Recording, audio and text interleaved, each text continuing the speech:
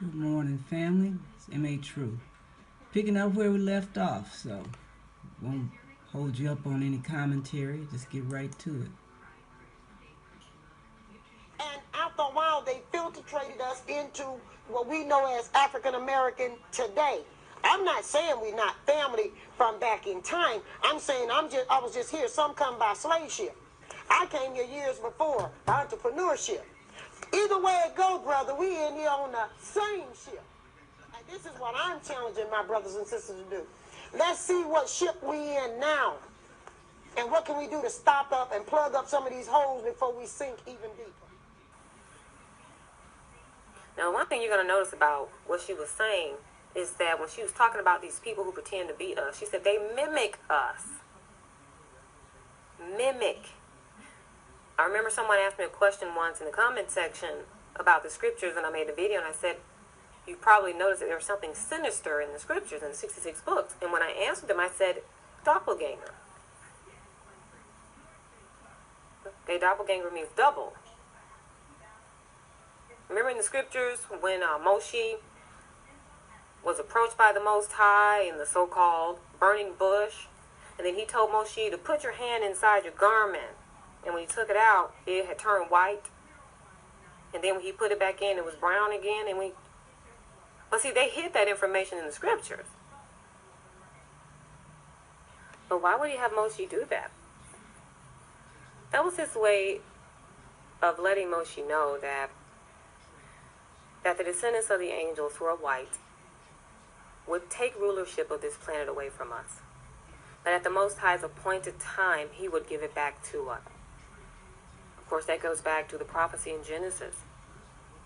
When he talks about the two seeds, he says, there would be hatred and enmity between the two seeds. The bruising in the heads and the heels and things of that nature. Of course, when you look up the meaning of those words in our language, you realize it means rulership and authority. That rightful rulership would pass from us into the hands of the wrong rulers, the descendants of the angels, who are not supposed to be ruling this planet, but it will come back to us again. But see, the whites who translated our document removed that information. So when you read it, it's totally and completely obscure. So what I'm going to do is I'm going to use our language to show you who Baal is, and this is just the truth, okay? Because I'm showing you some information that you can research yourself. The first thing we want to remember when dealing with our language and our lettering system is that every single letter in our alphabet, or what they call the alphabet, every single letter has a meaning. So since the word Baal has a root in it, which is B, and the letter L, we want to get the meaning of those. Our language is consonantal, so we don't even have to worry about the vowels. The letter B, there is a picture graph, because our letters are also represented by pictures. The letter B it says here is a picture of a tent plan. It means a family. It means a house. It means inn.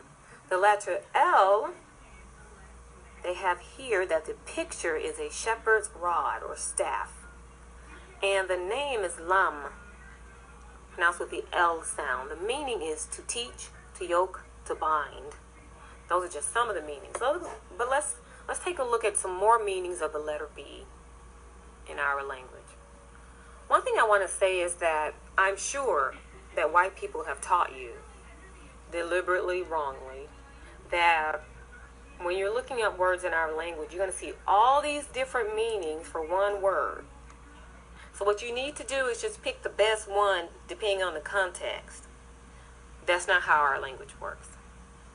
When you're working with our language, our Shemitic dialects, because our language is a living language, this is how it works.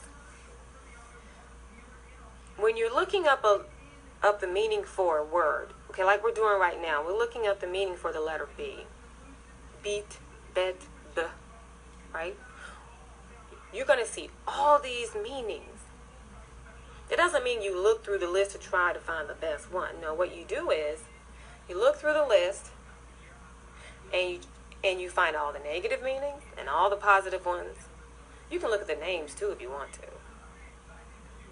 You put your positive meanings on the right side, put your negative meanings on the left, and then you pay attention to every single one, because all those meanings matter. They're going to give you the big picture. They're going to give you the full understanding of what this tree is really about, the Baal tree, right? Because, like I said, to keep yourself from getting confused, right, because you're transitioning over from the English language, the language of our enemies. Always remember that every word you encounter in our language, view it as a tree. And you have to find the root of that tree to get down to the meaning of it. So look for the positive meanings and the negative. Put your positives on the right, your negatives on the left. You consider every single one. You have a big picture understanding of what you're dealing with, what you're looking at. So we learned some of the meanings of the letter B. We learned that some of the meanings means a family, a house. It means in as well. So the fact that this letter B is dealing with a family, and we're learning some information about Baal, it means that we're dealing with more than one individual. So let's look at some of the other meanings. The letter B, it says, can also mean a father. It means to wander away, lose oneself, and to perish. It means wretched destruction, something lost. It means Hades. It means to perish and perishing. It means the brandishing of a sword. So there's strife and contention, obviously. It also means destitute. So the house of Baal, the family of Baal, is destitute, perishing, has wandered away and lost themselves.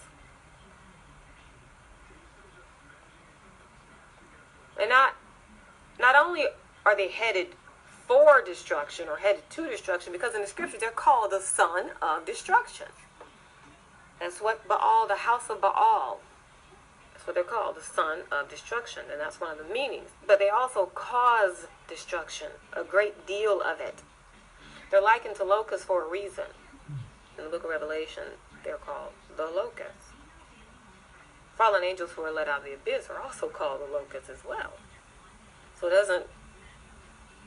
I'm not surprised that their children are called the same thing.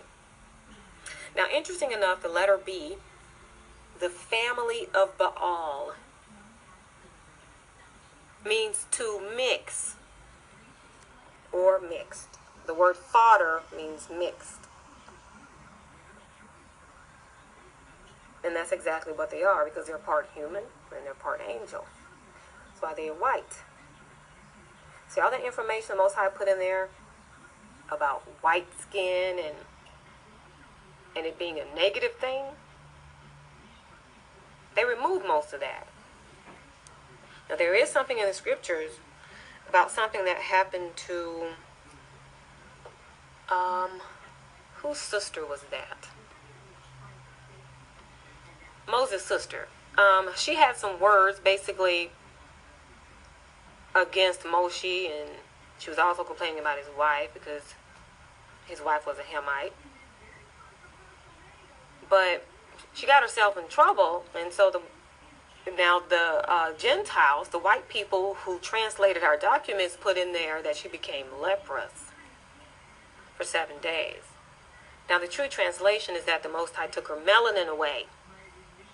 He made her white. He made her skin white for 7 days. So they couldn't leave camp for 7 days until her melanin was returned to her. But see, they've moved all that information about whiteness out of the scriptures, and the others that's left, they've hidden it. That's why you have only 66 of your books, when you should have 600 plus. You'll find the other ones been held hostage by the British in their museums and at the Vatican. But it's very telling that the letter B means whiteness. The letter B means whiteness.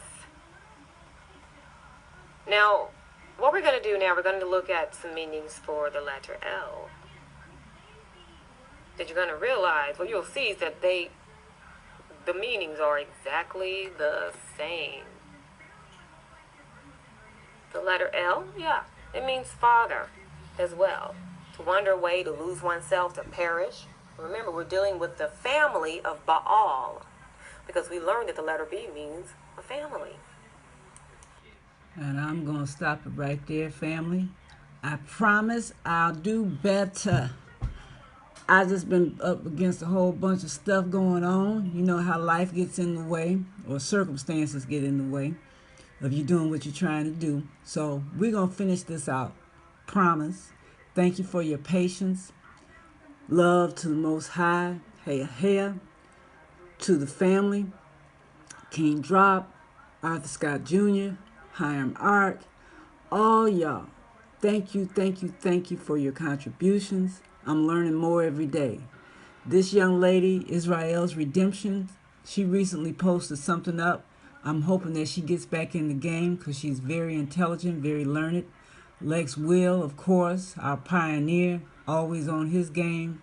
Shout out to everybody. Much love. Peace. Remember, our words are little containers, and they will perform that which you call it out to do. Remember that. Peace.